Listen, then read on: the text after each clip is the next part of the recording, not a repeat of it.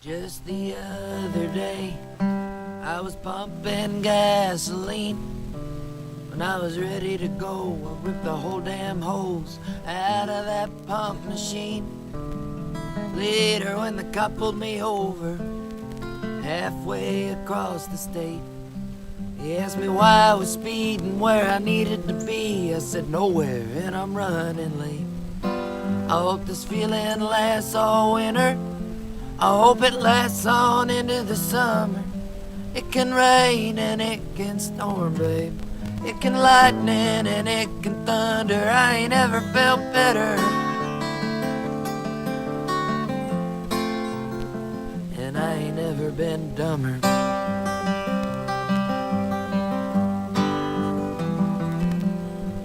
Later I was feeling hungry, so I went down to the nail salon.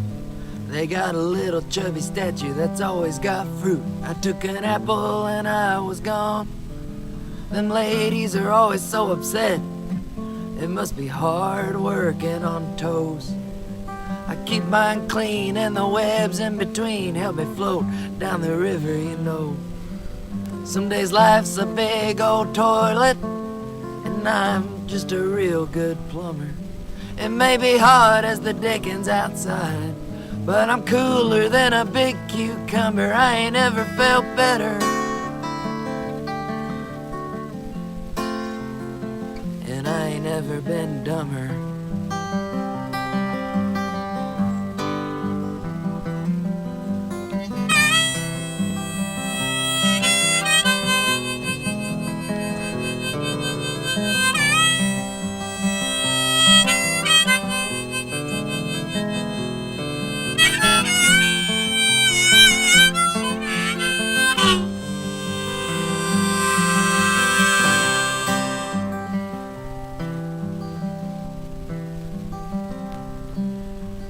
Later I was feeling lonely, but I didn't really want to talk.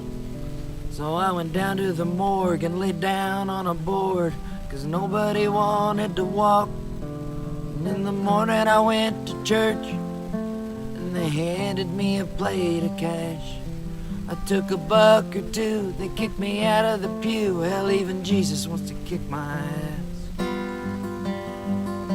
If indeed it's a dream I'm in, don't wake me from my slumber. And if you ever wanna feel a little better, feel like life is a less of a bummer, it's in your best interest. I suggest you get dumber.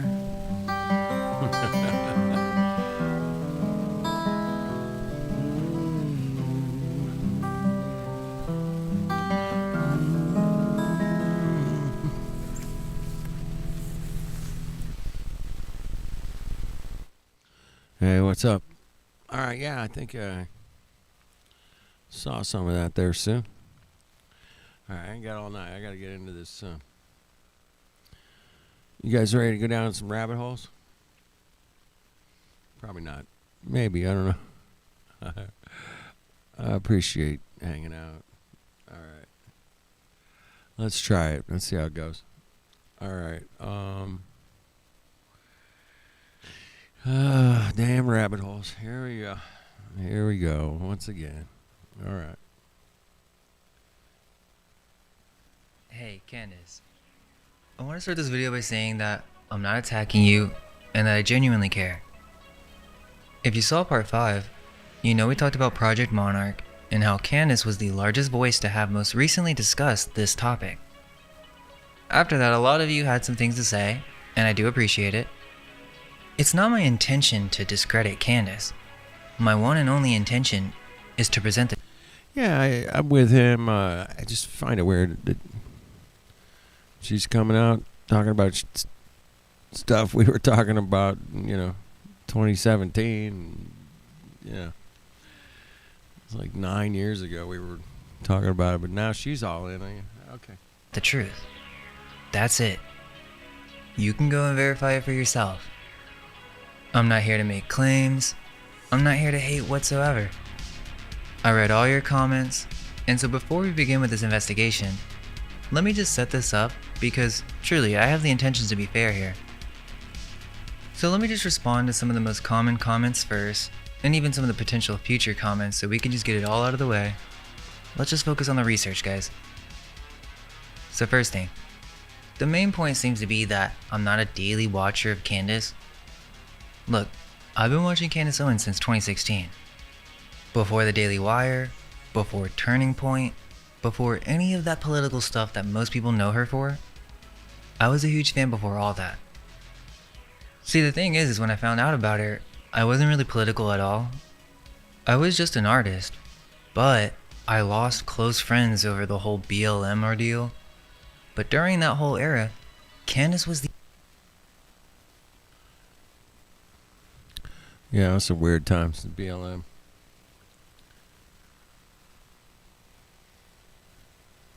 only voice of light. You remember her holding her phone and recording the whole thought stream in one go? That to me is the real Candace. And I remember even sending my friend these viral clips trying to wake them up. But yeah, I've been watching her from the beginning. So let's quickly go through the others. 1. The whole there's a method to her madness. She can only release so much info at a time. You just have to be patient. Well look, I disagree. In this video we'll explain why. 2. The whole book club stuff. Oh, she reveals more info in the book club. Okay, well, the truth is behind a paywall? What are you saying? 3. You're just hating. You're jealous. Absolutely not. Sorry, I missed some of that. I got some cat around my shop here that's meowing. I can't see the cat. I think it might be in heat or something. I don't know. Let me back that up a minute. Here, hang on. Let me back that up. Hold on. Okay, book club stuff. In this video we'll there's a method. So let's quickly go through the others. 1. The whole there's a method to her madness. She can only release so much info at a time. You just have to be patient. All right, this is why we're going through the, we'll check it off the rabbit hole list or whatever. That's why we're going through it. Ryan? Well look, I disagree. In this video we'll explain why. 2. The whole book club stuff. Oh, she reveals more info in the book club. Okay, well, the truth is behind a paywall? What are you saying? 3. You're just hating. You're jealous. Absolutely not. Honestly, I'd rather do old world stuff. I'm doing this because I believe I have to. Me too. I'm the only one who can do this at this level. 4. I'm some plant that is attacking her. Well, if I tell you that I'm not, you won't believe me. So why don't you just watch the video and then debunk it? Let me just be very clear. It is my goal to not make any claims. I just want to show you what exists in the public and what's in the files. That's it. There really is no excuse. Any other comment is just laziness. Do the work and verify it for yourself. Now let's lock in. A lot of you were very specific in the comments. Her husband. So I looked into it. And what I found is not what I expected. The video is Party boy. called The Bride of Farmer. If you've been watching Candace's series on Erica Kirk, The Bride of Charlie, I have not. you kind of get it. But let me just quote how she opened that series. She said, quote, "A young woman with absolutely zero professional qualifications has been inserted at the top of an organization that pulled in over $250 million, and the media is telling you that you have no right to know or to ask anything about her?" Then she said, That seems a bit suspicious. Right? telling you that you have no right to know or to ask anything about her? Then she said, quote, "The public simply wanting to ensure the person who is running that organization is, at a bare minimum, moderately honest about who she says she is. No. No, it stopped. I went and looked, and it might have saw me and took off. I don't know, but it's interesting. Here, I'll see. Hopefully the cat will be all right. I don't know. I try not to feed the strays, because Because then they definitely will come back. You know, they'll figure it out. Is, at a bare minimum, moderately honest about who she says she is, no, that inquiry makes you a monster. End quote. She asked all the right questions about Erica Kirk. Who is this woman? Who inserted her? Why can't we ask questions about her background? Well, I'm gonna ask the same ones about Candace. Oh, here we go. Let's flip the script. That's good. I like it. But before I can show you who she married, I need to show you who she was. Okay, so Candace Owens. Candace grew up in Stamford, Connecticut. She went to the University of Rhode Island to study journalism, but dropped out after her junior year. Never finished a degree. After that, she moved to New York, got an internship at Vogue, worked her way up to a private equity firm in Manhattan, and during all of this, there was zero political involvement, zero conservative commentary, nothing really. She was just working in fashion and finance in New York. Then in 2015, she started a company called Degree 180. It was a marketing agency with a blog, and on the blog, Candace Owens published anti-conservative, anti-Republican, and openly anti-Trump content.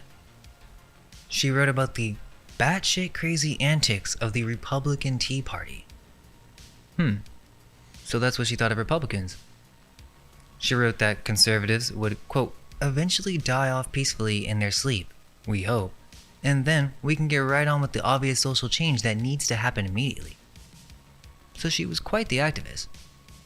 Now, I don't want to hold her to that. I see that. And again, I want to set the right tone here.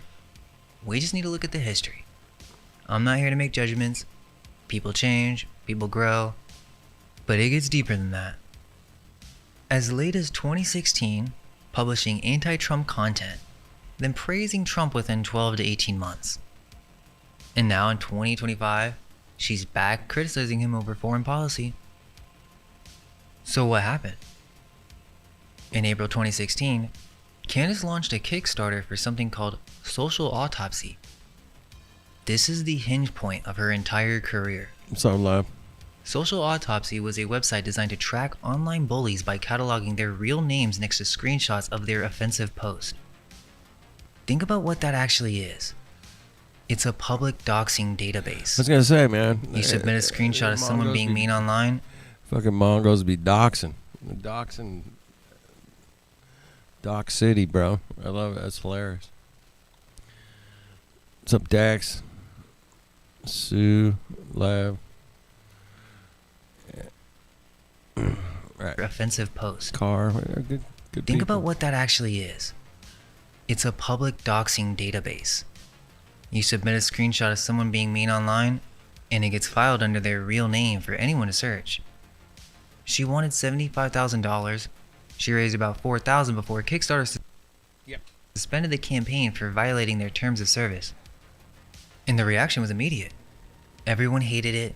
The privacy advocates, free speech people, left and right, all sides came at her. People started doxing Candace herself in retaliation, and Candace blamed the doxing on progressives. Specifically, she pointed at Zoe Quinn, a woman who had been attacked during Gamergate. Now, multiple outlets covered this at the same time: the Daily Beast, Vox, and the word they used was scant evidence. That's their assessment, not mine. And by blaming the left for attacking her, she was suddenly and instantly embraced by the Gamergate crowd.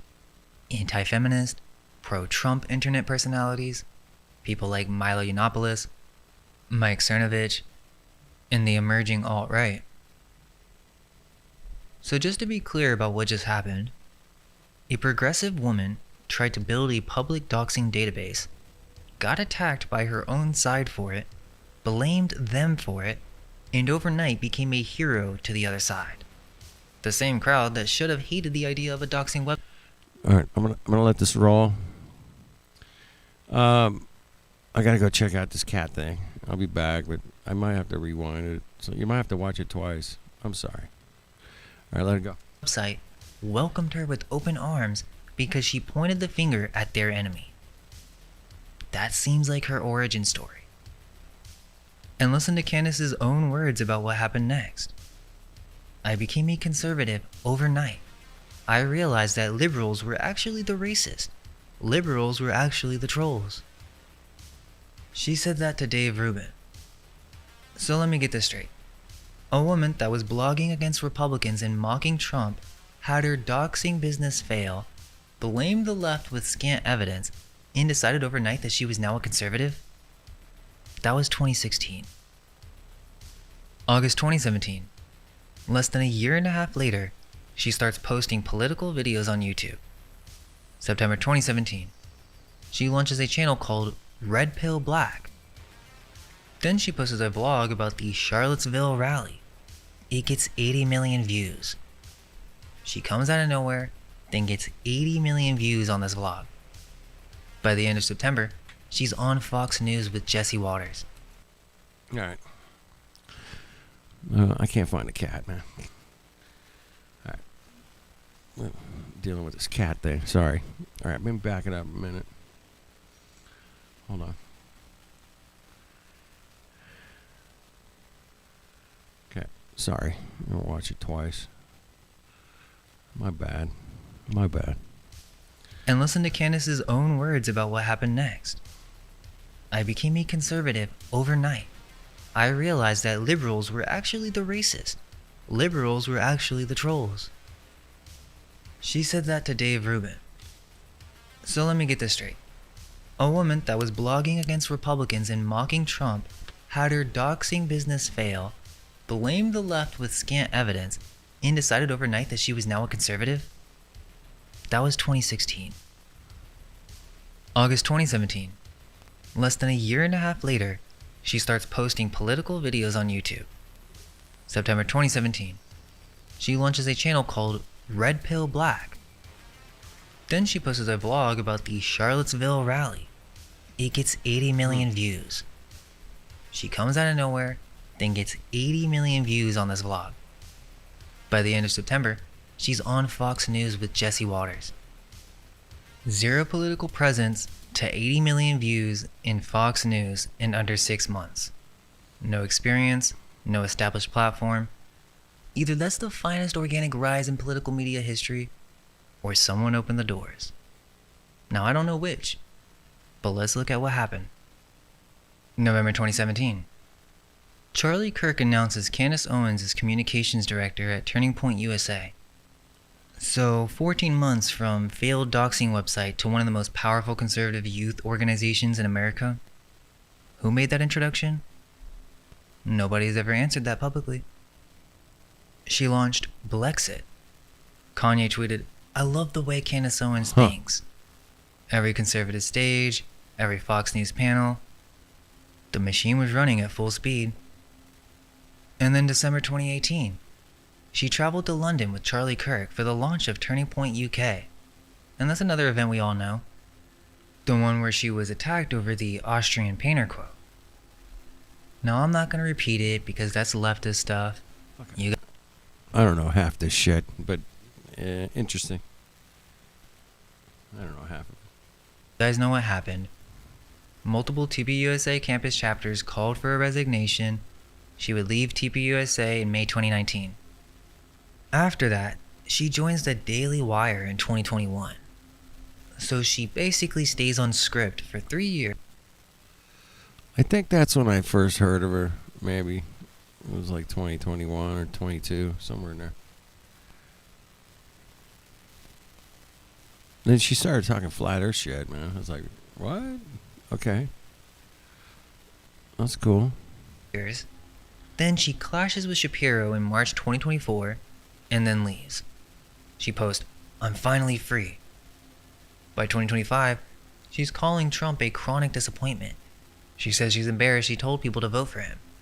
Goes fully independent, launches her own show, starts her own Epstein series. That's the career arc. From anti-Trump blogger to conservative overnight, to TPUSA, to Daily Wire, to independent, to the biggest conspiracy theorist in the world. But rewind to that London trip. That's an interesting arc, huh? Yeah, I haven't met too many of you flat earthers out there that had that kind of arc, but you know, that's pretty fucking serious. Biggest conspiracy theorist in the world. But rewind to that London trip in December 2018. Because while everyone was talking about the comments, something else happened. Candace sat down at a dinner table next to a man she never met before. His name was George Farmer. So apparently, here's what happened next. The Turning Point UK launch was held on December 11th, 2018 at the Royal Automobile Club on Pall Mall in London. The person who organized this event was a man named John Mappin. He's the heir to the Mappin & Webb jewelry fortune, one of the oldest luxury brands in England. And he's a reported Scientologist. He's also a known QAnon promoter. Damn. He's got his fingers in all kinds of shit. No? He looks so creepy to me, man. I don't know, man. Scientologist? He's also a known QAnon promoter. That's who put together the event where Candace met her future husband. Candace had actually been in London doing media all day. She was taping Russell Brand's podcast that same day and showed up late. And at a dinner organized by Paul Joseph Watson, the InfoWars contributor, she sat next to George Farmer. He was the chairman of Turning Point UK, the British version of Charlie Kirk's operation. He was the money guy. He was already installed before Candace and Kirk flew over. Candace later described it as love at first sight. December 12th, they have dinner alone. December 29th, George Farmer proposes to Candace Owens. Say what? Get the fuck out of here. What? No. Okay. That's super sus. Fucking. Are you kidding me? Fuck no. December 29th, George Farmer proposes to Candace Owens via FaceTime. No. They're trolling us. This is a fucking... She's a troll, apparently. What the hell kind of... 18 days after meeting her for the first time. February 14th, 2019. The engagement is publicly announced on Valentine's Day. In May 2019, George runs as a Brexit Party candidate for European Parliament. He doesn't win, but it tells you where his political ambitions are. August 6th, 2019, private ceremony. August 31st, 2019, the celebration at Trump Winery near Charlottesville, Virginia. Eric Trump's got a winery? Right? What the hell's it called? The celebration. Charlottesville, Virginia. That's some shitty wine, I'm sure. Yeah. At Trump Winery near Charlottesville, Virginia. Eric Trump's the president of the winery. And look at the guest list. Who's the president of the winery? Charlottesville, Virginia. Eric Trump's the president of the winery. Eric Trump? And look at the guest list. I don't know. Nigel Farage, the leader of the Brexit Party. John Voight. Charlie Kirk. Larry Elder. Paul Joseph Watson. And Jerry Falwell Jr. The president of... Damn. That's some high profile Mongos at that wedding. I'm sure they had some high security. of Liberty University, who would later resign in his own scandal. They wore red Make Weddings Great Again hats. Make weddings great again. Get the fuck out of here. Ah, shit. I can't make this stuff up. This is like, what the fuck, man? Come on. Scandal. They wore red Make Weddings Great Again hats. From first handshake to wedding, 264 days. Less than 9 months. From first handshake to proposal, 18 days. 18 days. Wow. And when asked why, George said he heard a voice telling him to propose. So a voice told him. He hears voices? Oh, okay. Interesting. No, maybe it is just love at first sight. Maybe God really did just tell him. But before you decide that, you need to know who George Farmer actually is. Because once you do, the 18 days starts looking very different. Okay, Let's so check it George out. Farmer. Most Candace fans couldn't tell you a single thing about this man. His full legal name is George Thomas Stahel Farmer. Born in London, went to St. Paul's School, one of the oldest and most elite private schools in England, founded in 1509. From there he went to St. Peter's College, Oxford, to study theology. Went to Oxford. Got a first-class honors degree, which means Went to Oxford. Oxford. Freaking Mongos. Oxford to study theology. Got a first-class honors degree, which means he wasn't just at Oxford to party. He was academically serious. But remember that name, Stahel. We'll come back to it. But first, his father. And where he comes from is a level of wealth and political power that most people have never been anywhere near. George's father is Michael Stahel Farmer, and as of September 5th, Cat's 2014, back. I'm gonna his let it roll. official title is Baron Farmer of Bishopsgate in the City of London. He sits in the House of Lords. He is a life peer in the British government. Lord Farmer made his fortune in metals trading. His nickname in the industry was Mr. Copper, because at one point, his company was the single largest trader of physical copper and nickel on the planet. He ran this operation from 1989 to 2000, and in 2000, he sold it. Guess who bought it? Enron, for $448 million. Yes, that Enron. And what's wild is Lord Farmer cashed out right before Enron collapsed. He sold at the absolute peak, after Enron imploded and destroyed thousands of people's pensions and savings. Oh, Lord shit. Farmer walked away with I 400. gotta back it up. I gotta back it up. Hold on. Fuck. Sorry. This is not a professional operation. Can I tell you that? He sold it. For a physical Mr. Copper, because at one point, his company was the single largest trader of physical copper and nickel on the planet. Sorry. He ran this operation from 1989 to 2000, and in 2000, he sold it. Guess who bought it? Enron, for $448 million. Yes, that Enron. And what's wild is Lord Farmer cashed out right before Enron collapsed. He sold at the absolute peak, after Enron imploded and destroyed thousands of people's pensions and savings. Lord Farmer walked away with $448 million and went on to co-found a hedge fund called Red Kite Group, which at its peak was managing $3.5 billion and was supplying roughly 15% of China's copper consumption. The family is worth an estimated £150 million, 12-bedroom London mansion, properties in France, Morocco, Belgium, and a large estate in Tennessee where Candace and George now live. Now here's the thing. Fucking A. How did Lord Farmer get his title? Lord Farmer is one of the largest individual donors in the history of the British Conservative Party. He donated over £6.4 million. Some sources put it as high as $8 to $9 million when you include all affiliated donations. He served as co-treasurer of the Conservative Party from 2011 to 2015.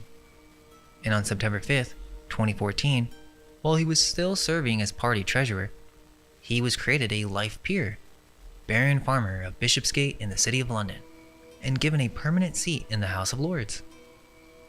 There's an investigation by Open Democracy that looked into this pattern. What they found is that every single former Conservative Party treasurer who donated at least £3 million was offered a seat in the House of Lords. Every one. And Lord Farmer, when the Sunday Times asked him about this directly, quote, "There has been a tradition of ennobling party treasurers," end quote. A tradition? And in the House of Lords, Lord Farmer has voted 81 times. He has never once voted against the Conservative Party whip. 81 for 81. Before the marriage, George was a partner at Red Kite, his father's hedge fund, from July 2017. He reportedly made £5 million in profit in a single month.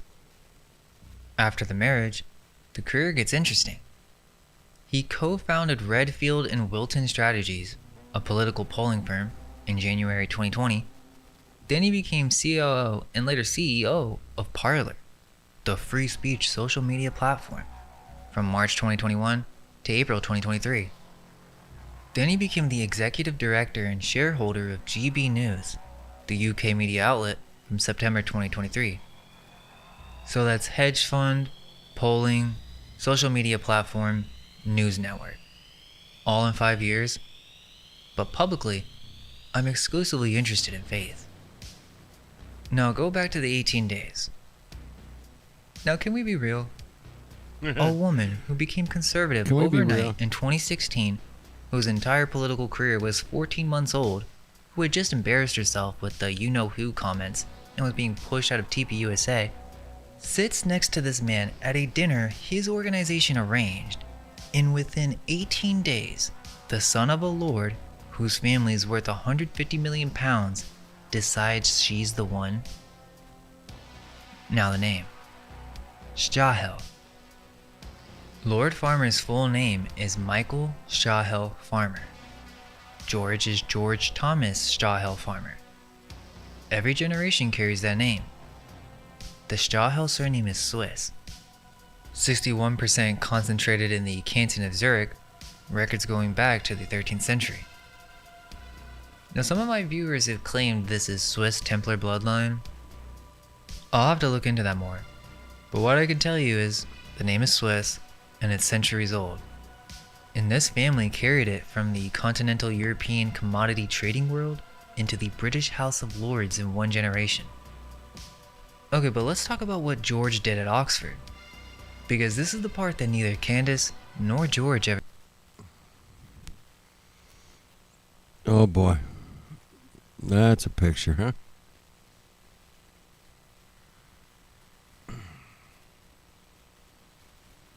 Holy crap. talk about. At Oxford University, George Farmer was the president of the Bullingdon Club. Now, if you're American, you may not know what this is, but if you're British, you know exactly what this is, and you know it means something very specific about a person who was in it. The Bullingdon Club was founded around 1780, all male, invitation only. You can't apply, you have to come from one of the wealthiest families in the country, and existing members select you. The uniform alone cost £3,500. So what do? They hold grand dinners at expensive venues, and then they destroy them. That's the tradition. Smash. Say what? Get the fuck out of here. The Riot Club? What the fuck? Who are these fucking Mongos, man? And then they destroy them. That's the tradition. Smash the place up, pay for the damage in cash. The initiation involves members invading your room and destroying everything you own while you watch. Police have been called to Bullingdon events. George Farmer was president in 2010 when police were called to Hartwell House Hotel for criminal damage. Okay, but here's why any of this matters. There's some important people in this club. Okay. 2 kings, Edward VII and Edward VIII. 3 prime ministers, David Cameron, Boris Johnson, Archibald Primrose, the 5th Earl of Rosebery. 2 chancellors of the Exchequer, George Osborne, Lord Randolph Churchill, Winston Churchill's father, Nat Rothschild. That's the photo they tried to suppress during their political careers. Cameron, Boris, all of them. This club has produced more British heads of state per capita than any organization in the country. So for Americans, this is basically Skull and Bones at Yale. I was gonna say, man, I was just, Same I was structure, just about to fucking same- pause it and say, yeah, it sounds like Skull and Bones, man. It sounds like Skull and Bones, Mongos. This is Fucker. basically Skull and Bones at Yale. Same structure, same function. 3 US presidents from Skull and Bones, 3 UK prime ministers, and 2 kings from the Bullingdon Club. George Farmer was the president of it. Now we're just getting started. You know what's even crazier? This all connects to the files. There's an email in the EFT archives, EFTA 02416209. It's from a man named Nick Lees writing to Jeffrey Epstein. Now, Lees was close to Epstein. Epstein called him my boy. He was based in Singapore. And in this email, Lees is this. That's it, Lev. It's a vampire connection, bro. You got it. You got it. He was based in Singapore. And in this email, Lees is discussing British politics and he writes, quote, Eton, Oxford, Bullingdon running the country. What a wheeze. That's a private email to Epstein from a man he considered family.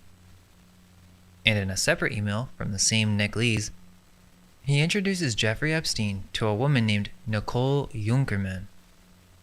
If you know about Epstein research, you've probably heard that name.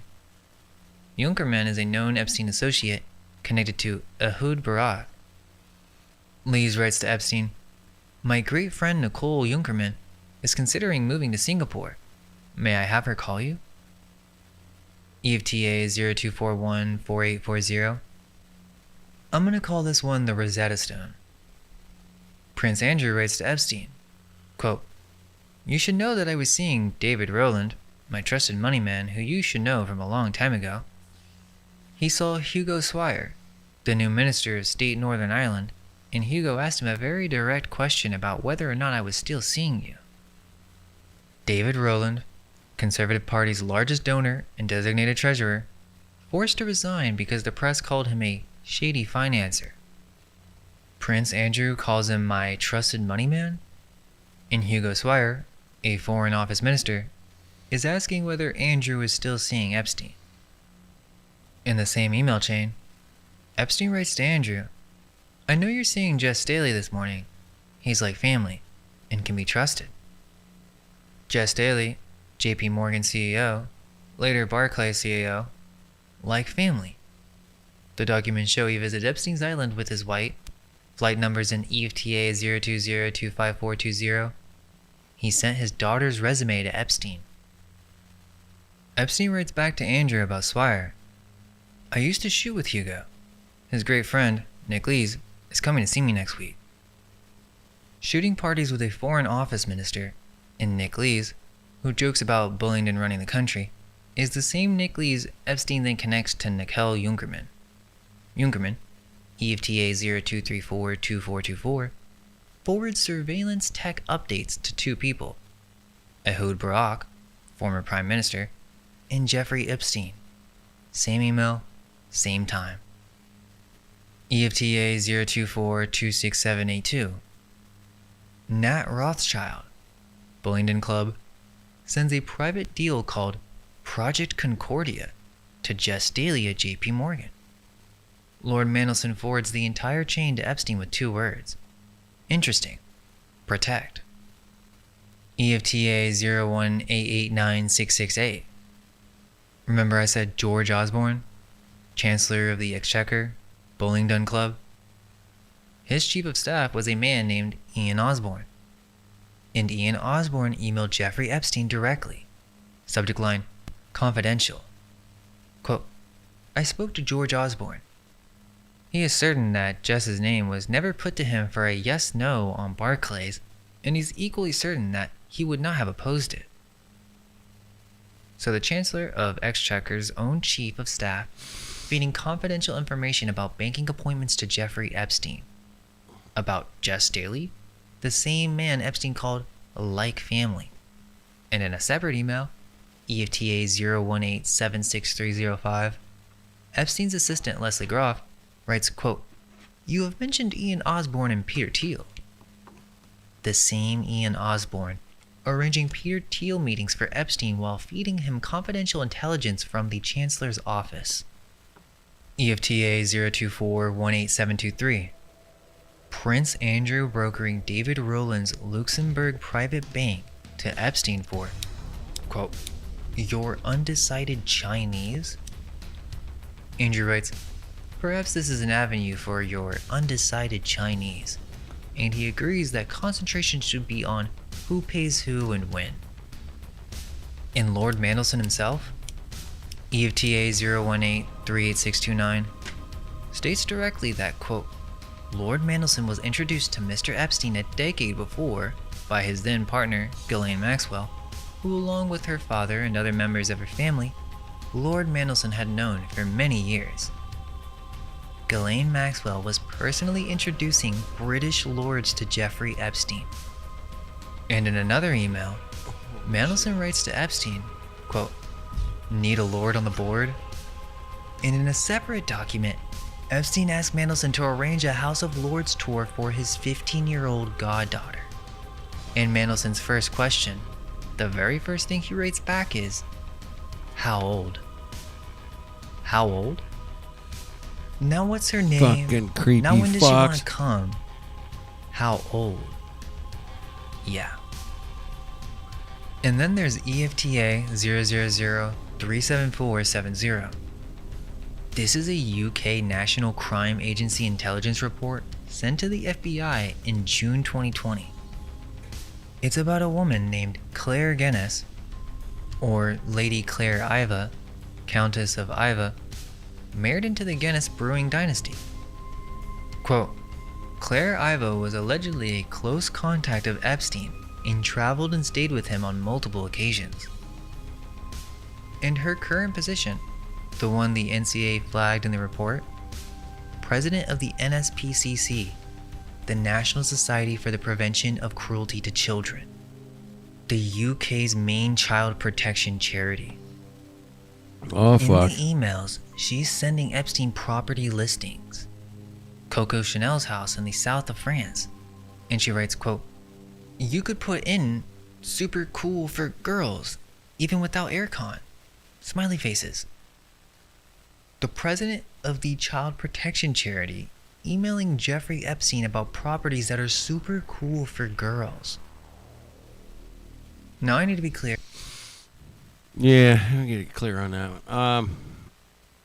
Yeah, I always thought I heard stories about the people that run these like child protective places. They're actually not protecting them. Yeah, I've heard that one. But yeah, it gets weird, man. Fucking what a shit show, man. Properties that are super cool for girls. Now I need to be clear. George Farmer is not in the Epstein files. His father, Lord Farmer, is not directly named in the EFTA documents. I'm not gonna fabricate a connection that doesn't exist. I'm not saying the Farmers are a part of any network. I'm saying this is the world they operate in. And this world has documents. The exact same role Lord Farmer held, Conservative Party treasurer, that's Prince Andrew's trusted money man in the files. The club that George Farmer ran is in the files. That's the one Epstein Circle jokes about running the country. In the House of Lords that his father was given a seat in, that's where Mandelson asked, how old, about a 15-year-old girl. So can we all be honest? 18 days is a little strange. Oh yeah. Not just a little. 9 months later, she's married at a Trump property with the leader of Brexit as a guest. And both of them call it love at first sight. God's plan. A voice told him. In December.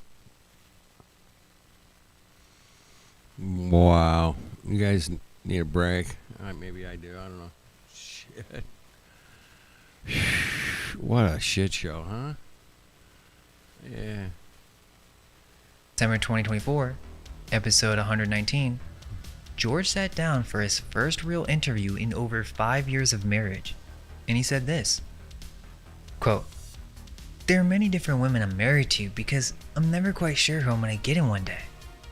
You know, it's like someday I'm going to get one personality, and the next day it's this personality. And then you've got your investigative journalist hat on, and then you've got your mother's hat on, and then you've got your Catholic hat on. He's joking. It's a husband joke. But given everything this series has covered about programming, about people I who think he's switch telling between the truth. personas depending on who's watching, I'll let you sit with that. Now, in my opinion, from what I've seen publicly, the on-camera dynamic between her and Charlie reads differently than her and George. That's not evidence. I'm not in their house. I'll let you be the judge. I'll be the Okay, judge. so let me show you something. Back in July 2025, before the documents dropped, Candace launched a whole Epstein series, Dead Men Tell No Tales, 2.2 million views. The Midas Touch, 2 million. Why did they change their tune on Epstein? 1.8 million. So she's building up, she has all this anticipation, millions of people watching, so she's building herself up essentially as an Epstein researcher, the one to go through the files when they come out. February 1st, 2026, 3 million documents drop. Now let's see what she did after that. In 6 weeks, she's uploaded around 100 videos. Bride of Charlie episodes 1, 5.3 million views, episode 2, 3.4, episode 3, 2.8, and then an open letter to Erica Kirk, 3.9 million. 7 full episodes, plus 20 something clips, all Erica Kirk, over 30 million views just on the Kirk content.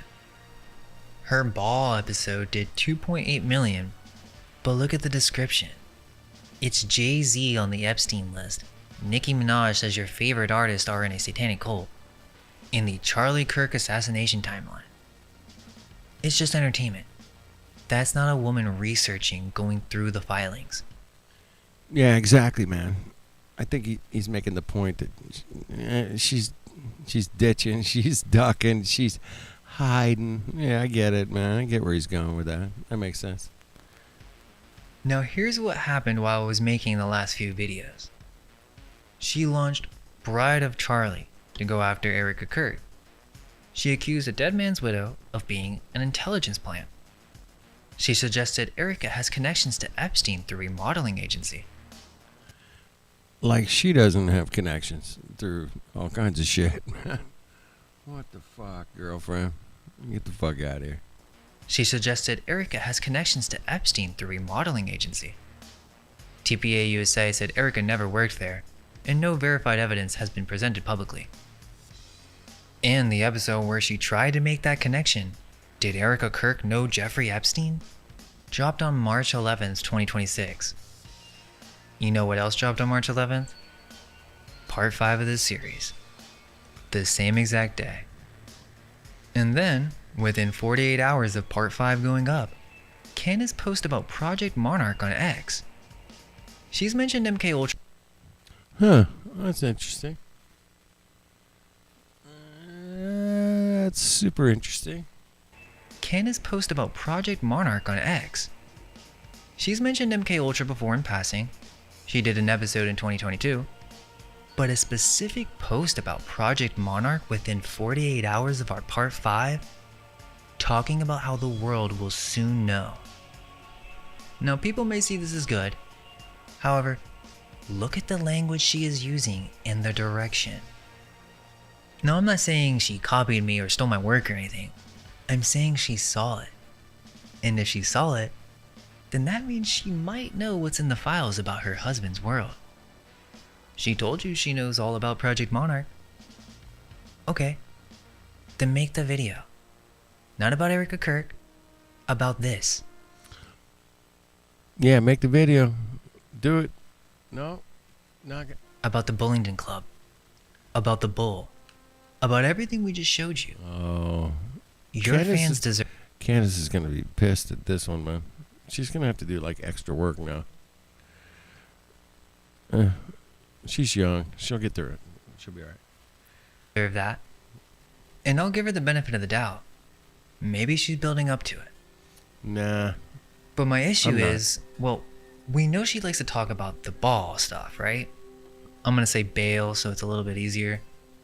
So she made the video, Bail So Hard.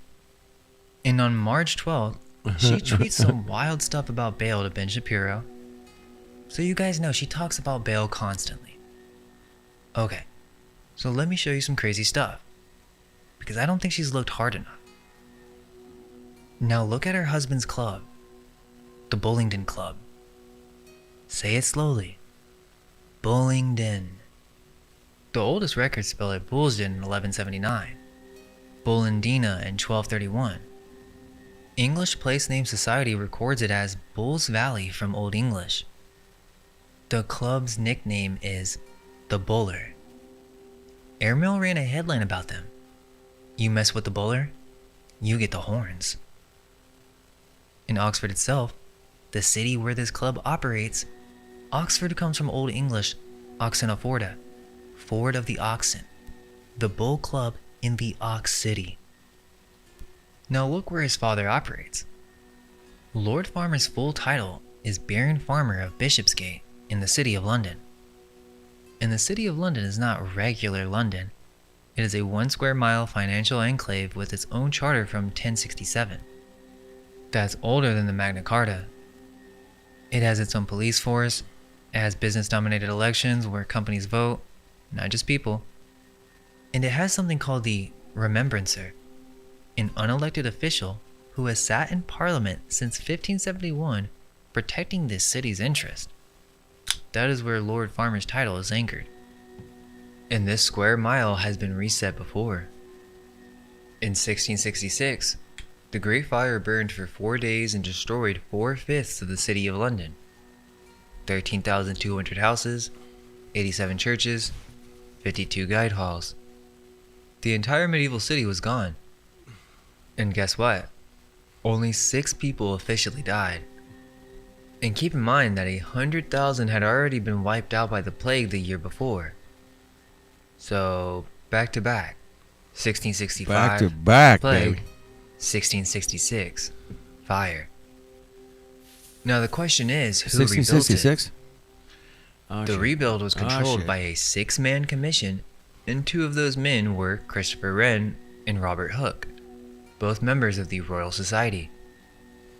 The Royal Society was founded in 1660, just 6 years before the fire, and it grew out of something called the Invisible College, which is a term from the Rosicrucian pamphlets.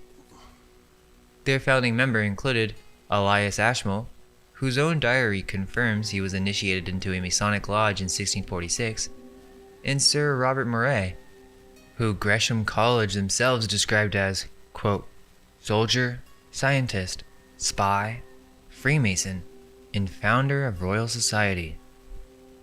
And they have a memorial they built that's 202 feet tall, exactly 202 feet from where the fire started. Yeah, why don't you multiply that by 3? It's not just a memorial. It was designed as a zenith telescope with an underground laboratory beneath it for gravity experiments. Oh, shit. Is that the place they did the... Oh, shit. I can't remember the name of it. It's where they drop shit and measure it dropping.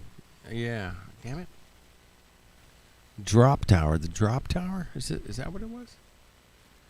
I think that was what it was called. The Drop Tower. Yes. It's not just a memorial. It was designed as a zenith telescope with an underground laboratory beneath it for What the fuck is a zenith telescope? What the gravity experiments. So it's a scientific instrument disguised as a public monument? And when Wren walked through the ruins of old St. Paul's Cathedral, he found a stone fragment with one word on it. Resurgam, Latin for I shall rise again. He carved that word and the phoenix into the new cathedral. Order out of chaos. fucking Mongos. Fuck. And underneath that square mile, 7 meters below Bloomberg's European headquarters on Walbrook Street, there's a Roman temple, built around 240 AD, discovered in 1954 on a World War II bomb site. It's a temple to Mithras. Let me walk you through what this actually was, What the because fuck? most people have only heard the name and maybe seen the image. Mithraism was a mystery religion in ancient Roman times, focused on the god Mithras that dominated the Roman Empire for centuries. It was the religion of the military, of officers, of administrators, of the people who actually ran things. And it was entirely secret. Now Surface Wiki will only tell you so much, but essentially, This is an ancient cult with a bull sacrifice ritual with the purpose of creating a god.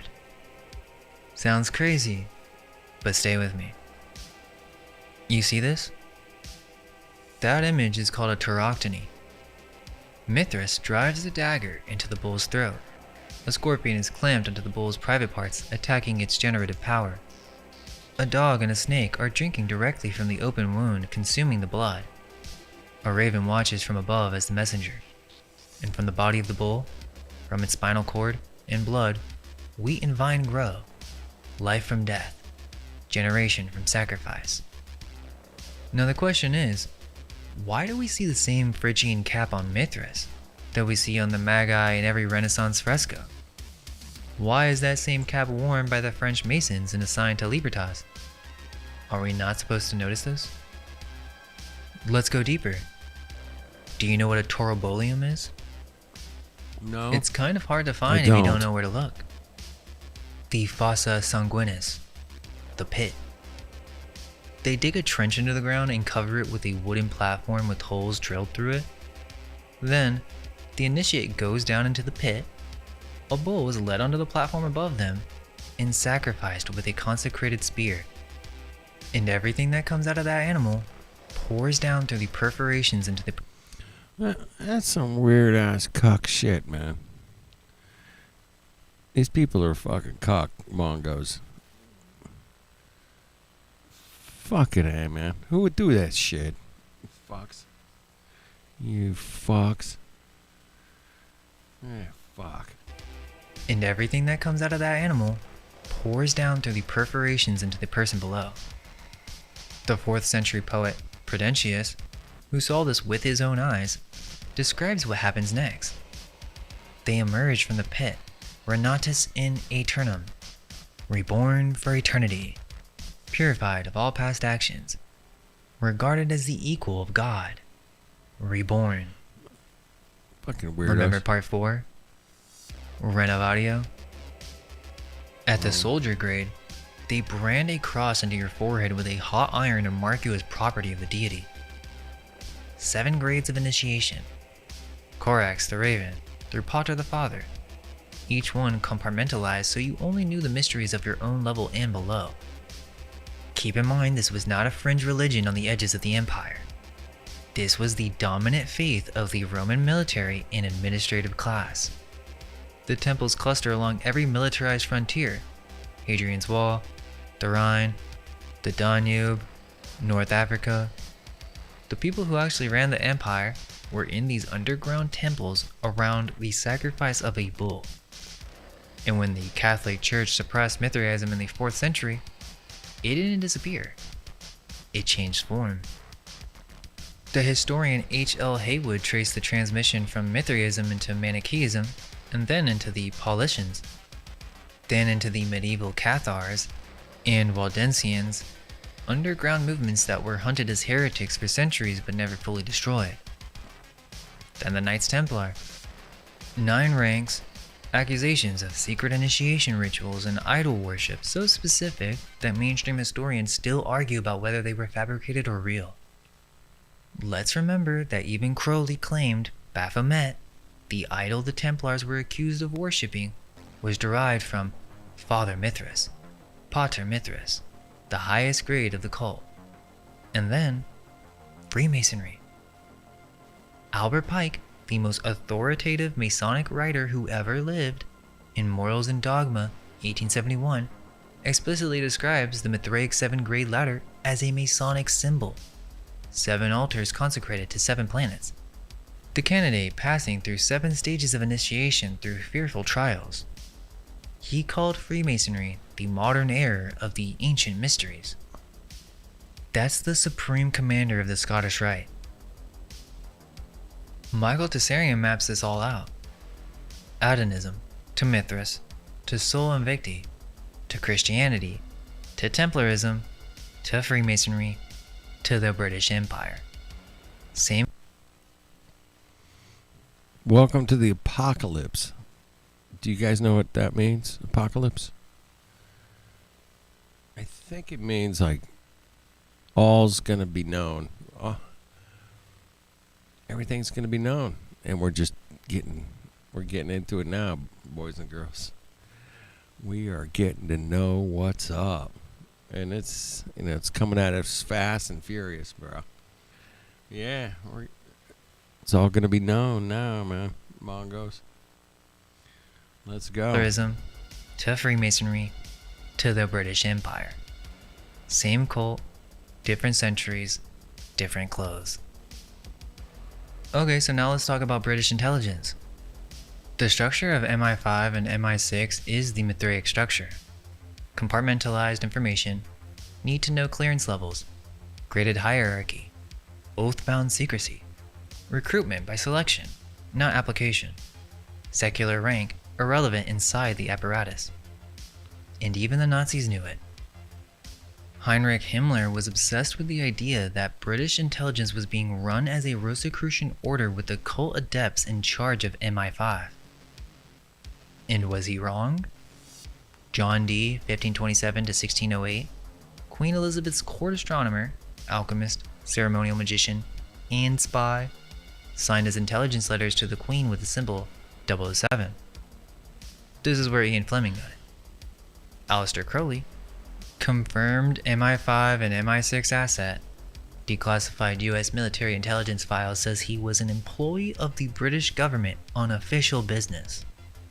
Crowley is the one who said Baphomet comes from Pater Mithras. His disciple, Maxwell Knight, ran MI5's counter-subversion section B5B and is widely considered to be the model for M in the Bond novels. Knight brought the occult novelist Dennis Wheatley into Churchill's wartime deception planning.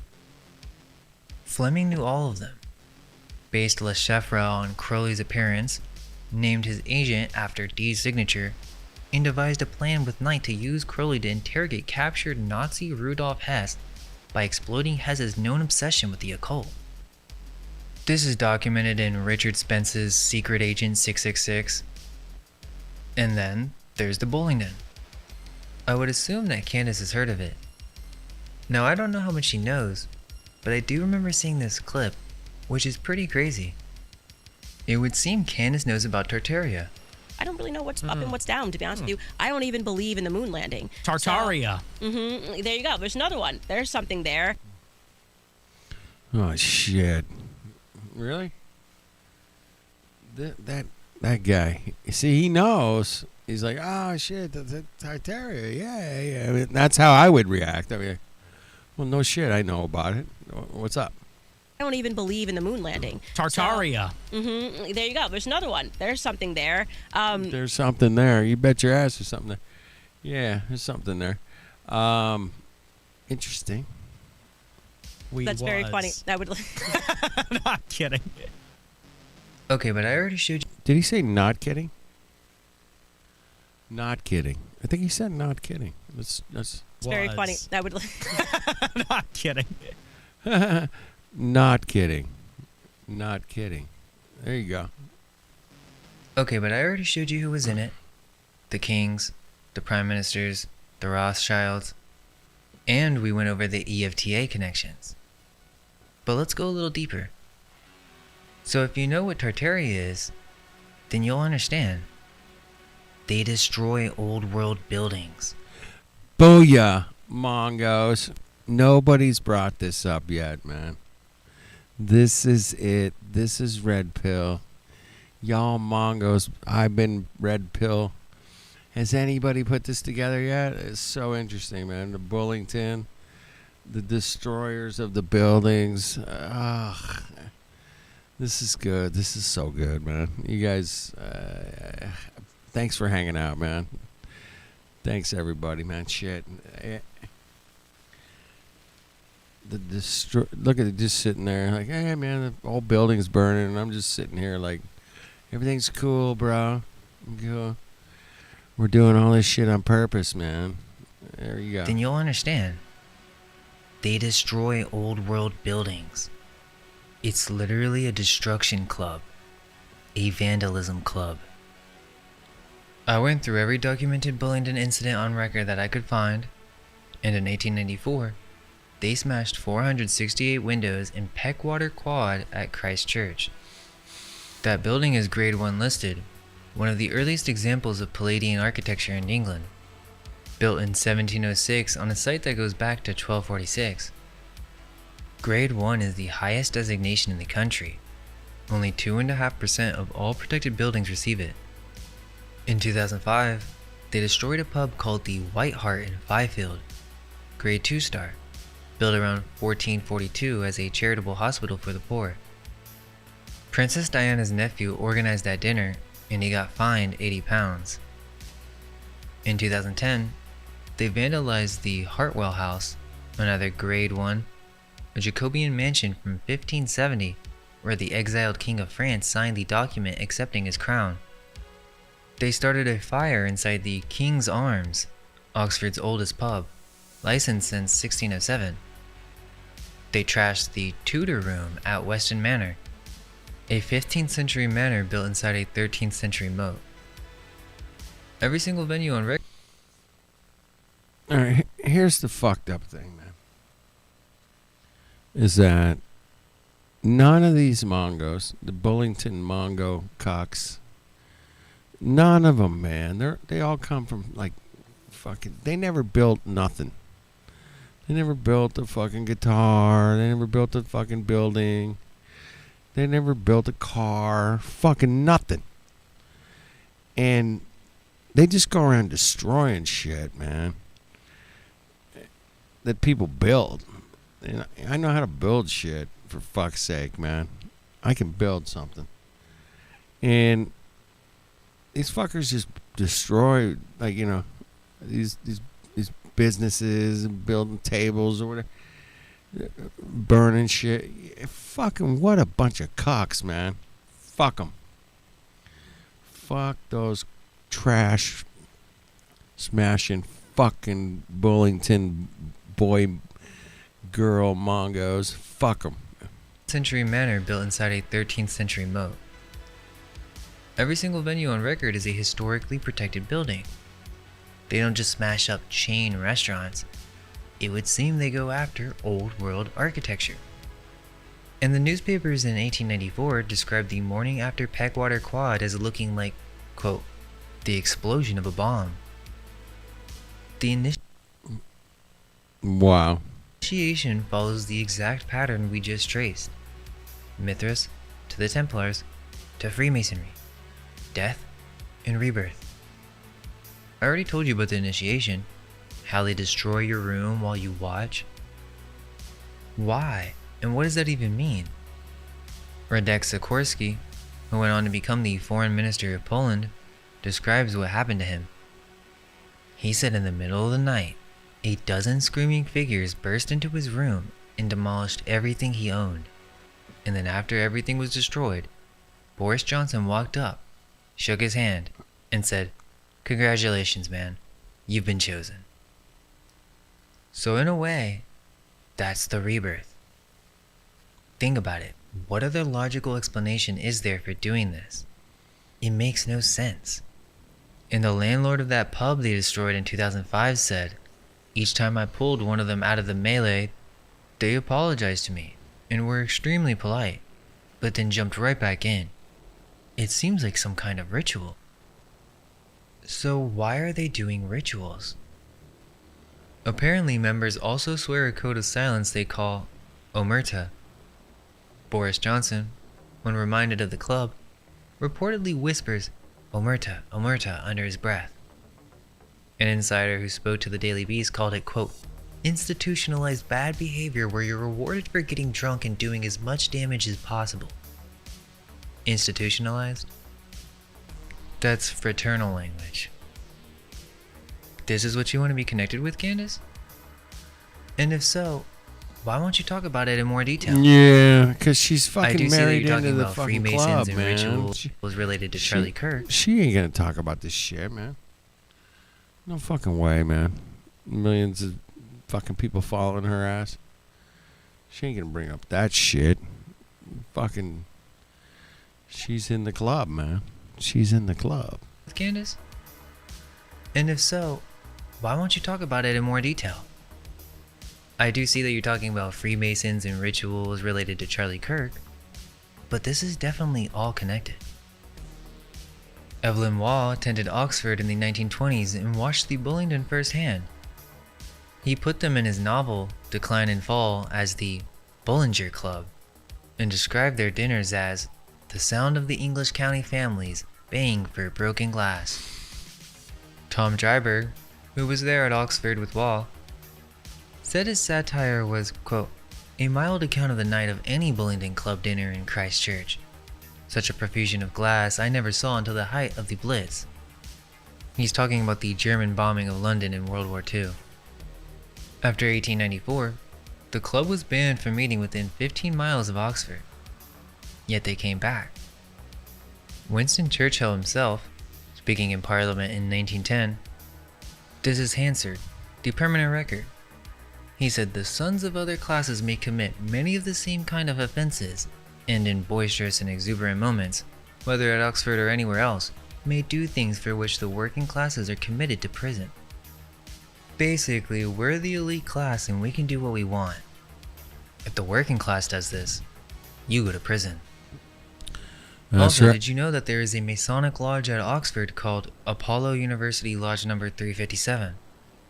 You can only join if you've matriculated at the university. 3 Bullingdon Club members were initiated into this one lodge. Prince Leopold, Queen Victoria's youngest son, Bullingdon member, initiated into Apollo Lodge in May 1874. Provincial Grand Master of Oxfordshire by age 22. The Masonic press was openly discussing making him Grand Master of all England before he died at 30 from hemophilia. His brother, Edward VII, Grand Master of England for 27 years, personally proposed him for membership. Roger Lumley, 11th Earl of Scarborough, in the 1925 Bullingdon Club photograph, initiated into the same Apollo Lodge on the 3rd of May 1923. Roger Lumley became the Grand Master of the United Grand Lodge of England, the highest Masonic office in the country, for 16 years, 1951 to 1967. He achieved what Leopold was being groomed for before he died: Bullingdon dinner jacket to Grand Master's regalia. And then Cecil Rhodes, Bullingdon member, initiated into Apollo Lodge in 1877.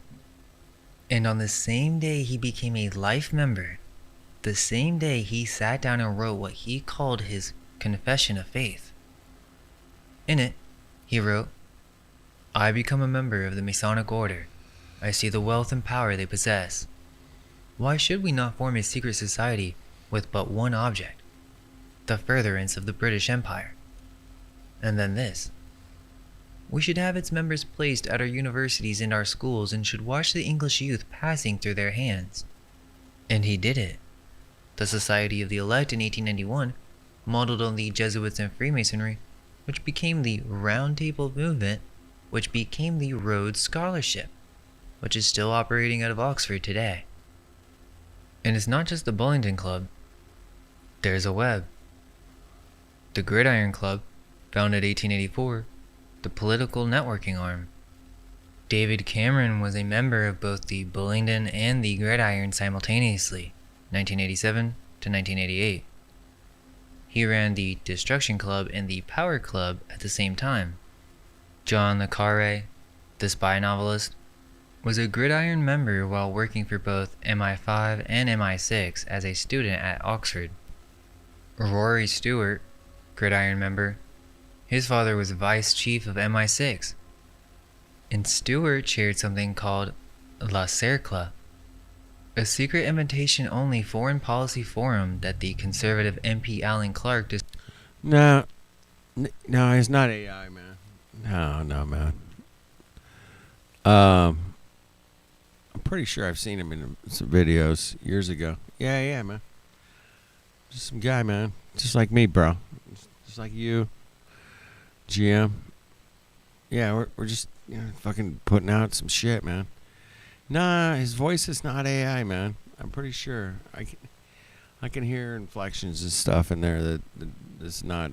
AI doesn't like breathe. I don't know. We'll see, man. And Stewart Fuck chaired knows. something called La Cercle. It all could be AI. For all I know, fuck, man. I don't know. And Stewart chaired something called La Cercle, a secret invitation-only foreign policy forum that the conservative MP Alan Clark described in his diaries as, quote, funded by the CIA. Stewart never declared this to Parliament. Then there's the Piers Gaveston Society, named after the rumored lover of King Edward II. There's 12 members. Guests loaded onto buses with blacked-out windows and driven to a field. Phones confiscated. NDAs signed? The events are described as transgressive. Cameron was allegedly in this one too. Gottfried von Bismarck, great-grandson of the German Chancellor, was in both the Piers Gaveston and the Bullingdon. And underneath all of these, the oldest one, the Phoenix Common Room at Brasenose College, founded 1782. Again, 12 members. Brown tailcoats. A silver phoenix figurine sits at the table as their 13th member. In the 1820s, Brasenose housed its own Hellfire Club chapter with satanic toast. 2 members died in connection with devil worship rituals. Edward Lee Trafford in 1834 and John Woodhouse in 1840. Woodhouse reportedly died upon toasting the devil and was found dragged through the bars of a window. The satanic toasts were abolished after that. Oops. Now that Hellfire chapter at Brasenose wasn't the original. The real Hellfire Club was founded by Sir Francis Dashwood in the 1740s. He called it the Order of the Friars of St. Francis of Wickham. They met at Medmenham Abbey on the Thames, a ruined Cistercian monastery that Dashwood rebuilt specifically for the order.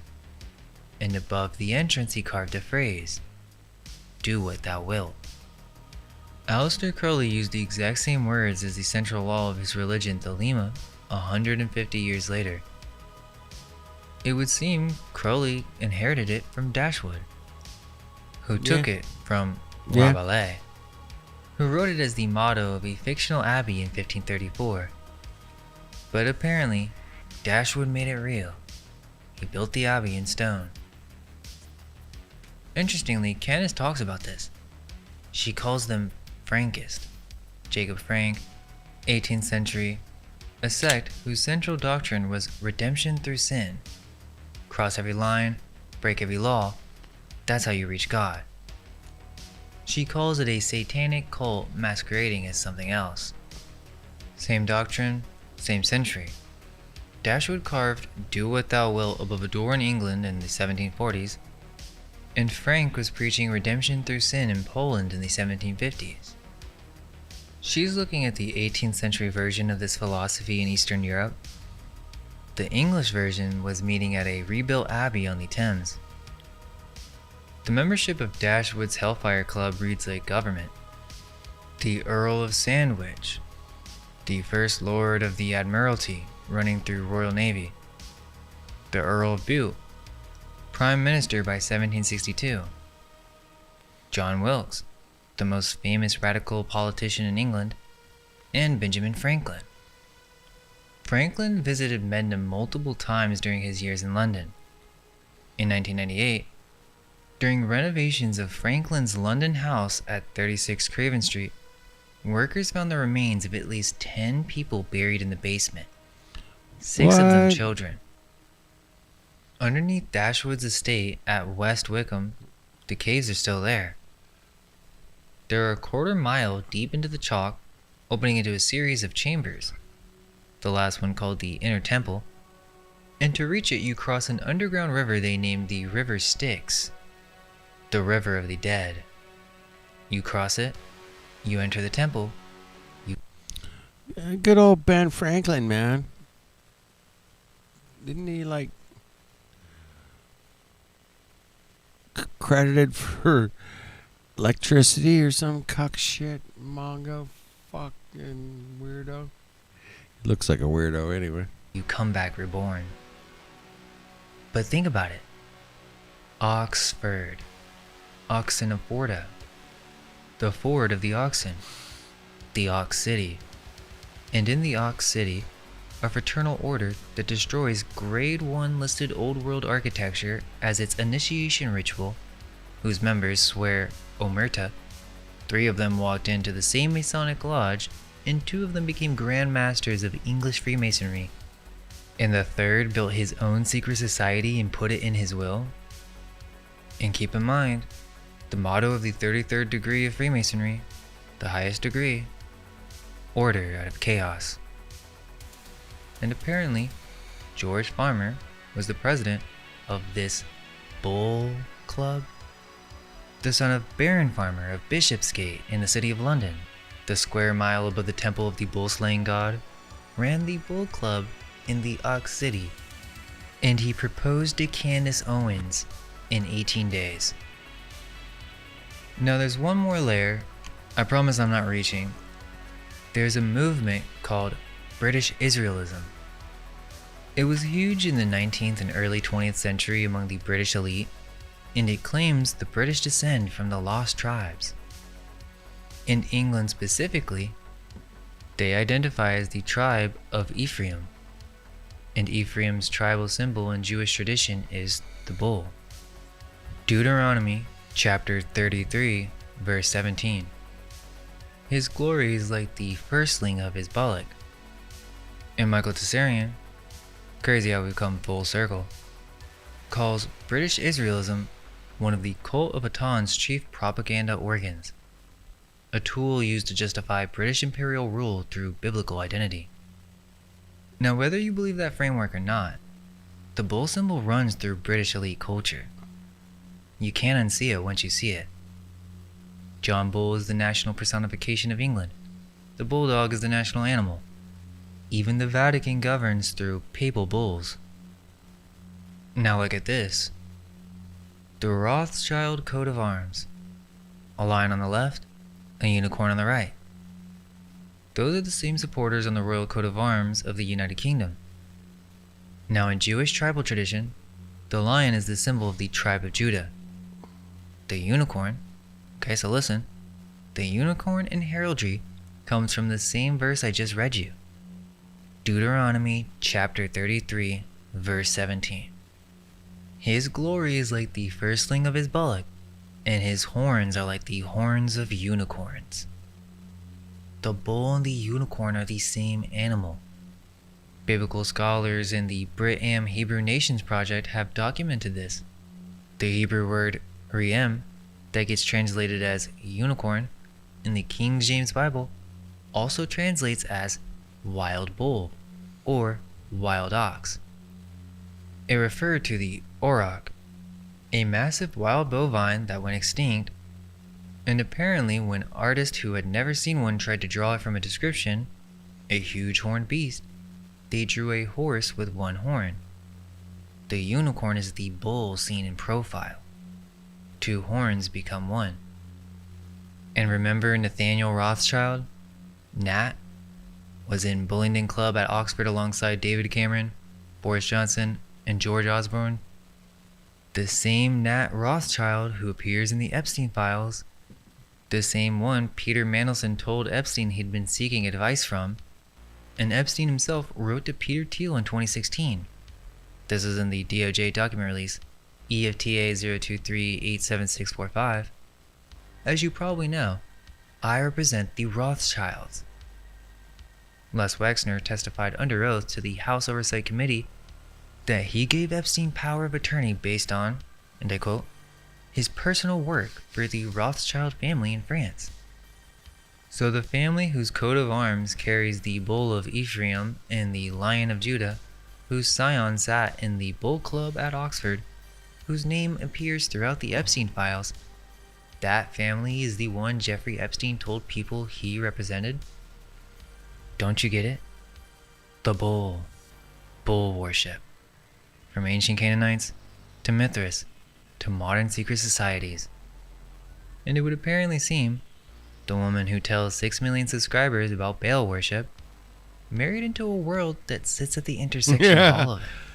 Yeah, that's the whole fucking point here is that, Candace Owens, one of the biggest conspiracy theorists out there, she's like out there telling everybody there's this cabal and this, and all these weirdos and all these cocks and she married into these weirdo cock mongos, bro. I mean, that's what's up. That's what I'm taking from it. You know, correct me if I'm wrong, but yeah, it seems like. Yep, it's just like there's a bunch of weirdo cocks. I think John Lennon was right, man, when he said, "This fucking world's run by a bunch of fucking lunatics, man. They're fucking lunatics," and here we are. And they marry and weird, and it's just like, what the fuck, man? The biggest conspiracy guru out there, Candace Owens, one of them. She's huge. Millions and millions of people follow her. But she marries into this thing after 18 days. I met this guy. His 18 day, he proposed 18 days later, yeah. And yeah. Okay. It's an interesting story, bro. Married into a world that sits at the intersection of all of it. Anti-Trump blogger, doxing website fails, conservative overnight, TPUSA in 14 months, 80 million views in 6 months, engaged in 18 days to the president of the Bullington Club, Bulls Valley. The Bullington Club. Hey, Dave, man, you know about the Bullington Club? It's like the skull and bones of Oxford. Yeah, it's the same Mongos. But the Bullington Club, the Bullington Club, they go out and they get drunk and they wreck businesses, bars, restaurants, whatever. Yeah, it's weird, man. It's a fucking weird shit going on here, bro.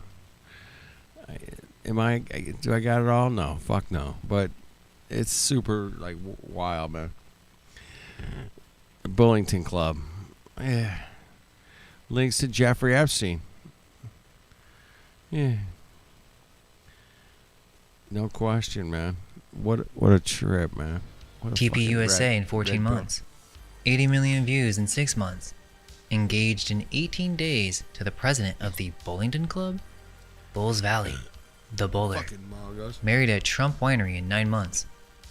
His father, Baron Farmer of Bishopsgate in the city of London, above the temple of the bull-slaying god, 7 meters below Bloomberg, and she makes an episode called Ball So Hard. She made a series called The Bride of Charlie. She investigated who Charlie Kirk married, who she really was, where she came from, and what the connections look like. I just did the same thing to her. Yeah, that's what he did to her. He's like, hey, man, who's this Charlie Kirk's wife, and who's this Candace Owens? Who's she married to? Yeah. Very interesting, man. Super fucking interesting, bro. And what the connections look like. I just did the same thing to her. Yep. Her husband said it herself. There are many different women I'm married to. I'm never quite sure who I'm gonna get. And she told you. Overnight. Every UFTA document I reference in this video is in the public release. Every statement about Lord Farmer is on his Wikipedia page and UK parliamentary record. Every detail about the marriage timeline comes from Candace and George's own interviews. Every detail about the Bullington Club, the City of London, the Mithraeum, the 7 grades of Mithras, the Rothschild coat of arms, the etymology of every word, the declassified MI5 files on Crowley. It's all public record. The connections and patterns I've drawn are my interpretation of that public record. I give you the receipts so you can check my work. And so, why does the person with the biggest platform in this space marry into it? One last thing. For anyone else, Not only did she marry into it, but then she's got the fucking balls to go out and criticize it. That's what you just married into this super royal cock shit show Mongos, and now you sit there and like, oh, they're Kabbalah eating Illuminati baby eaters. What? Oh, fuck. Why the fuck? What? Yeah. New perspective. You know why. You know why, bro. I don't have to explain it to you, bro. Marry into it. One last thing. For anyone asking who I am, I'm an artist. I've dedicated my life to research, and it shows. It I shows. literally grinded my way up here. Have you made a 9-hour video? I've shown time and time again that I'm willing to work for the truth. Not one sponsor in 7 years. That's the difference between me and these other people that you call plants. I'm not giving you truth. I'm working for it myself, and you're joining along. I know my supporters know, but I'm done with the comments calling me a plant. I earned this. You know the difference. I trust you to see this. Get ready for part 7. And if you guys don't mind, please come follow me on X. I'm much more active there now with everything going on, and I could definitely use the extra support. Please let me know if there's anything I missed. Thanks for watching, and all we can hope is that our minds may be unveiled. You ready to continue down the rabbit hole? Wow. I don't even know what to say about that, man. There's so much information there and people in cuck, but that Bullington Mongos, man. I had no clue that there was what those fuckers did. I had no clue. But anyway,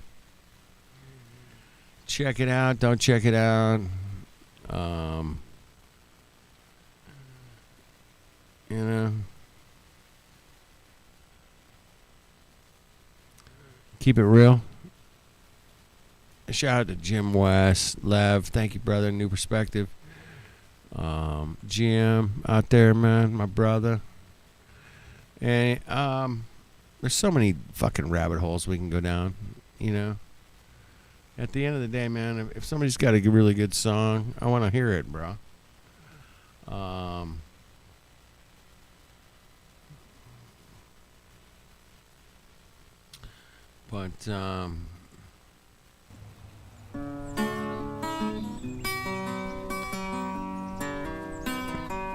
Take me to the graveyard, let me see the stones. If today ain't the day, I know I'll go later on. Take me to the graveyard, really wanna go. Talk to the departed, tell me what you know.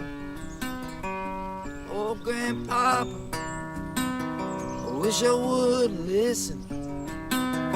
Someday I'm gonna hug you, we're gonna go fishing.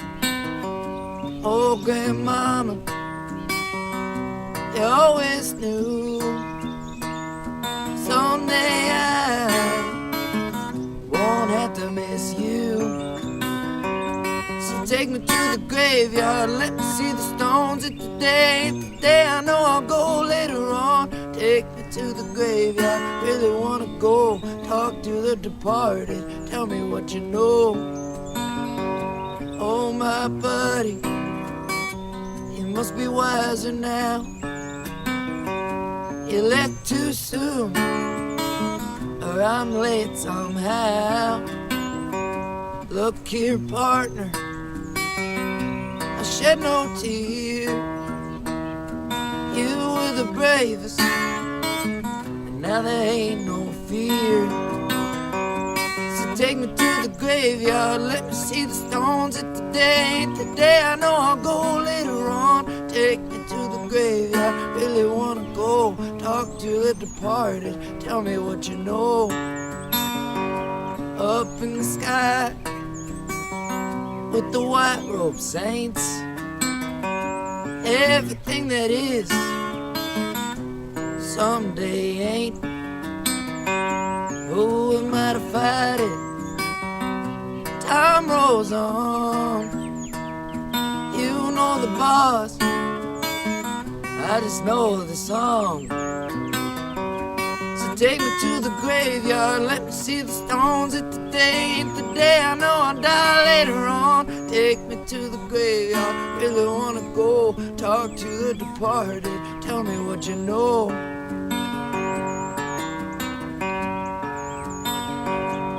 wanna tell them thank you for giving it a try, for hurting and loving, for living this life. I wanna tell them thank you.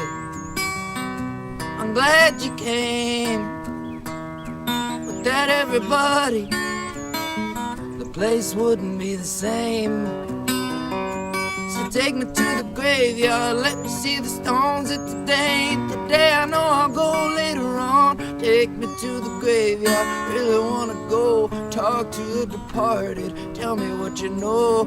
Take me to the graveyard, let me see the stones. If today ain't the day, I know I'll die later on. Take me to the graveyard, really wanna go talk to the departed, tell me what you know.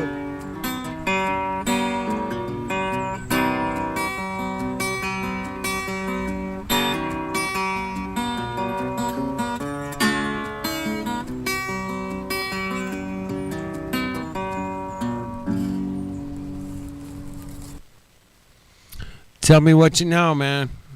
Tell me what you know. Yeah.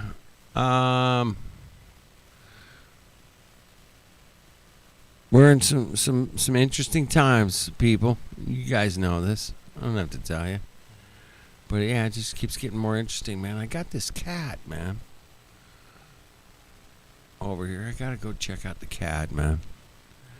I gotta find this cat that's meowing up and down my street. Alright. You guys are great. Thanks for tuning in, man. That was a bit of a red pill this evening.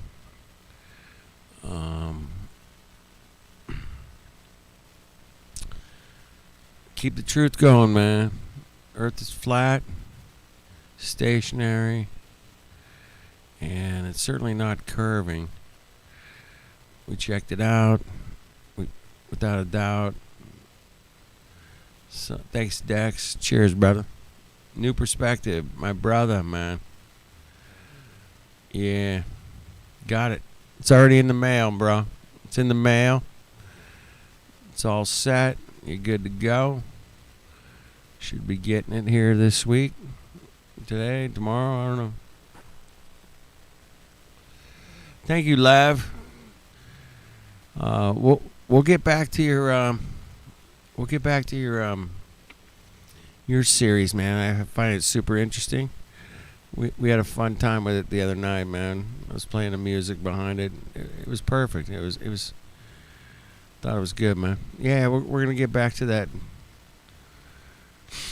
Yeah, check that out, New Perspective. But you know, I think Lev's got some deep stuff, man. We gotta get into it. But yeah, we're on the road. We're figuring it out, man. We're in the apocalypse now, man. All the truth's coming out, and that's what I love about.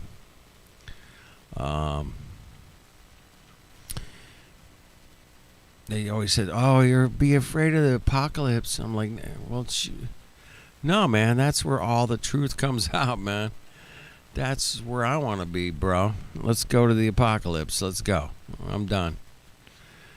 I've been working my ass off to get there, so let's go.